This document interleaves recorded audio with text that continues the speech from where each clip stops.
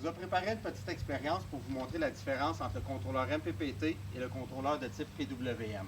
On a pris deux panneaux solaires de 200 watts, un qui est relié au contrôleur PWM, le second est relié au contrôleur MPPT.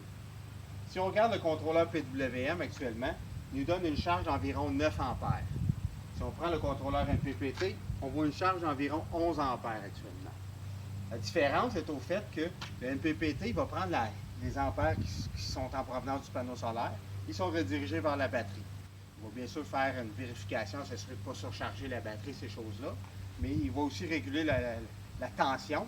La tension d'un panneau solaire est autour de 18 volts en ce moment. Donc, 18 volts fois 9 ampères, on a environ 160 watts qui sort du panneau solaire.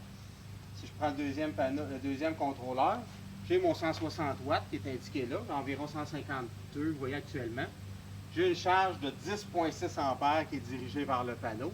Donc lui, ce qu'il va faire, c'est qu'il va convertir le 18 volts du panneau solaire à la tension actuelle de la batterie. La tension actuelle de la batterie est à 13,7 volts. Donc j'ai été gagné environ 2 ampères de charge. Je gagne environ 2 ampères-heure de charge, je gagne environ 20% de plus de charge actuellement. Si la tension de la batterie avait été encore plus basse, si la tension avait été autour de 12 volts, j'aurais eu encore plus d'ampérage de charge. Donc, si on récapitule les chiffres qu'on a vus tout à l'heure, on avait 9 ampères à 18 volts, qui donne un total de 162 watts à la sortie du panneau. Sortie du contrôleur PWM, on avait 9 ampères, 13,8 volts, donc 124 watts de charge qui se dirigeait vers la batterie. Donc, on avait 124 watts sur 162 watts, total possible, qui était dirigé vers la batterie. Lorsqu'on prend le MPPT, on avait encore la même sortie au panneau, 9 ampères, 18 volts, 162 watts. On avait 11,1 ampères à 13,8 volts, soit 153 watts qui étaient redirigés vers la batterie.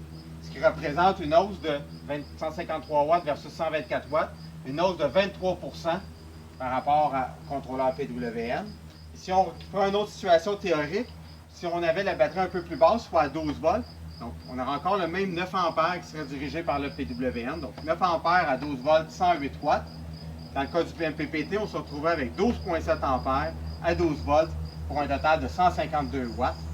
Donc un gain de 40% avec le MPPT. Donc un MPPT, ce qui est à retenir, c'est 20%, des fois 30% de charge de plus qu'un régulateur de type PWM.